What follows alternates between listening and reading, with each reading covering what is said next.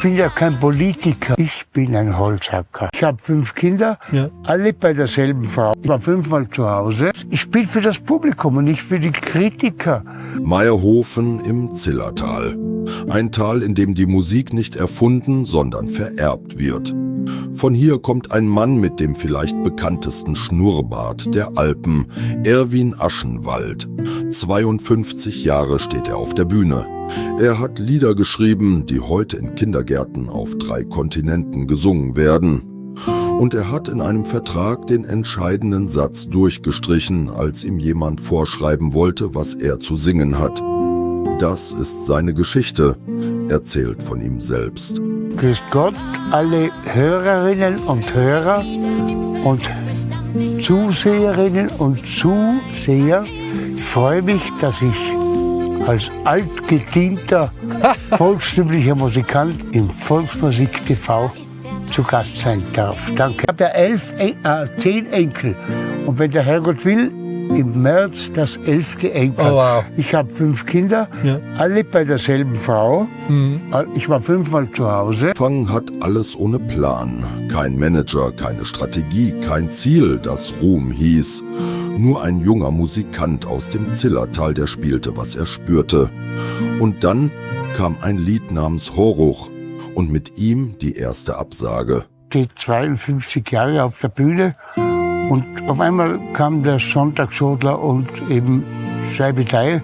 Aber ich habe nicht daran gedacht, ich bin nur meinem inneren Ruf und meiner Berufung gefolgt. Und es war gar nicht so leicht, weil wir haben Horuch gehabt und Produzenten haben gesagt, das brauchen wir nicht, wir sind keine Holzhacker.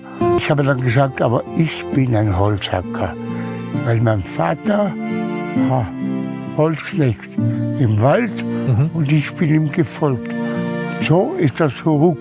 Und wenn es euch nicht gefällt, ich habe immer in meiner Kindheit und in meiner Jugend alles mehr oder weniger auf eine Karte gesetzt, ob das mit dem virtuosen Harmonikaspiel war. Ich habe an mich geglaubt und ich konnte nicht die anderen so gut kopieren. Und daher bin ich der Erwin bis heute geblieben. Ich bin froh, das dass habe ich nicht bestimmt. Ja. Das hat jemand höher. Was danach geschah, erzählen Musiker selten öffentlich, denn wer in diesem Geschäft nach oben will, unterschreibt. Und wer unterschreibt, singt, was man ihm vorlegt. Erwin Aschenwald hat den Stift trotzdem in die Hand genommen. Nur anders, als die Produzenten es erwartet hatten. Meine Berufung, die Menschen erreicht habe. Es ist ja alles eine Szene, die ganzen Firmen, das ganze Medium schlechthin. Da tut man sich ja oft schwer, aber ich habe durchgehalten und habe immer an das, was ich getan habe, geglaubt. Und da haben große Produzenten und einflussreiche Leute zu mir gesagt, Herr Aschenwald, wir möchten Sie in unserem Rennstall haben, aber die Lieder, die bestimmen wir, was sie singen. Und ich bin kein Schlagersänger. Und dann habe ich gesagt zu denen, das kann ich nicht singen. Ich kann es singen, aber das glaubt mir niemand. Also habe ich durchgestrichen auf dem Vertrag, ich sage keinen Namen, und da ist gestanden, die Auswahl der Lieder obliegt ausschließlich etc. Habe ich durchgestrichen und habe zurückgeschickt, die Auswahl der Lieder obliegt ausschließlich mir ganz allein, meinem Herzensempfinden.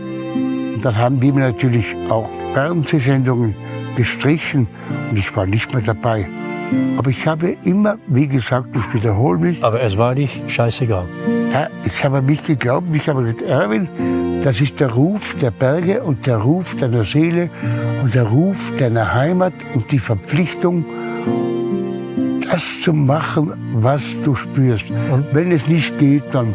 Und das war mir eigentlich immer egal. Weil ich habe gedacht, Maibram, wenn ich das so mache, was ich empfinde und meiner Berufung folge, dann ist mir das, ich spiele für das Publikum und nicht für die Kritiker, sondern einfach für das Publikum. Wir sind Empfinder. Weil wenn wir Komponisten wären, was wäre Mozart? Ja, ich bin ein kleiner Stein in meiner Heimat hinter dem Haus gegen Mozart. Wir sind Empfinder.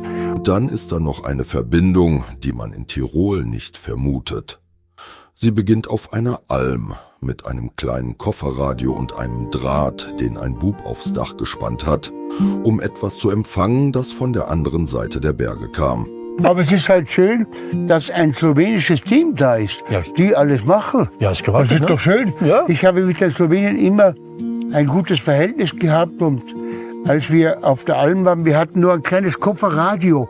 Und dann haben wir vom Kofferradio eine Drahtantenne auf Dachrinne gemacht. Und da konnten wir slowenischen Sender empfangen. Erwin Aschenwald hat in seinem Leben hunderte Lieder geschrieben. Aber die zwei, die um die Welt gegangen sind nicht am Schreibtisch entstanden. Das eine als Zugabe auf einer Hochzeit, für die er nicht einmal einen Text hatte. Das andere aus einer Geschichte über einen Kater und eine Maus. Wir haben auf einer Hochzeit gespielt, das war in Langkampfen, hier im Tiroler Land. Ja. Und wir mussten noch Zugaben machen und ich habe immer mit der Harmonika ein bisschen so einfach einen bayerischen heraus improvisiert und dann habe ich gespielt.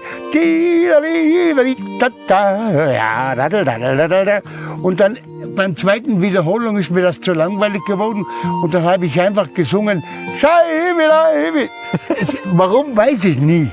Ja, und dann kommt der Bräutigam nach einer Woche mich bezahlen für die Spielerei auf seiner Hochzeit und er sagt zu mir, Erwin, hast du auch eine CD, wo das Lied drauf ist, Schei wie Dei?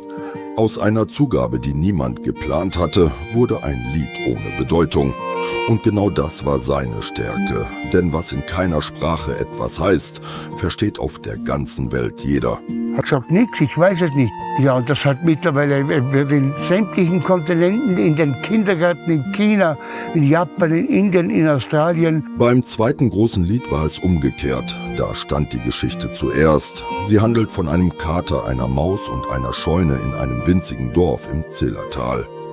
Beim Sonntagsrudler, da saß meine Mutter am Fenster, als ich von der Alm nach Haus kam. Ja, und das ist dann einfach so gekommen. Und bei der kleinen Maus war das so. Ein kleines Dorf im Zillertal, im Burgstall. Und die Maus war noch auf der Scheune ganz allein. Und der Kater war beim Nachbarn auch auf der Scheune.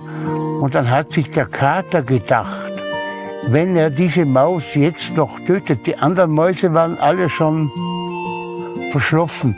Und dann hat sich der Kater gedacht, wenn er diese Maus jetzt noch tötet, die letzte, die noch hier ist, im Spätherbst, dann muss er den ganzen Winter allein verbringen. Und da hat er sich gedacht, er geht einfach rüber zum Nachbarn und fragt die Maus, ob sie ihn heiraten will. Gesungen hat er das Lied nur hier, an diesem Tisch. Geschrieben hat er es für das slowenische Ensemble von Sašo Avsenik, den Enkel von Slavko Avsenik, dessen Musik der Bub aus dem Zillertal einst über eine Drahtantenne vom Almdach empfangen hat. Was von der anderen Seite der Berge kam, geht als sein Lied dorthin zurück. Und sein einziger Wunsch darin gilt den Jungen. Hallo kleine Maus, komm mit mir ein Stück nach Hause und dann machen wir Hochzeit. Ja, genau. Nach dem Küssen Lakonoc und am Morgen Dobrtan.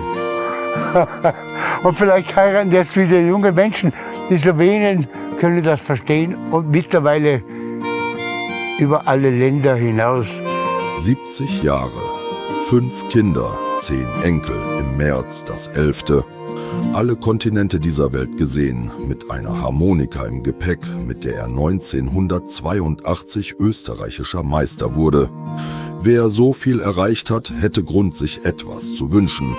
Seine Antwort ist überraschend kurz. Mein Wunsch war mein ganzes Leben lang, nicht nur jetzt, Familie, Gesundheit, Frieden. Vergelt's Gott tausendmal für all die Jahre. Es wird immer So schön. Wir machen noch klingt weiter. mein allerschönstes Lied durchs Alpenland, wenn wir uns wiedersehen am jüngsten Tage. Sag ich zum Herrgott, ich wär wieder ein Musiker. Cheers, Erwin.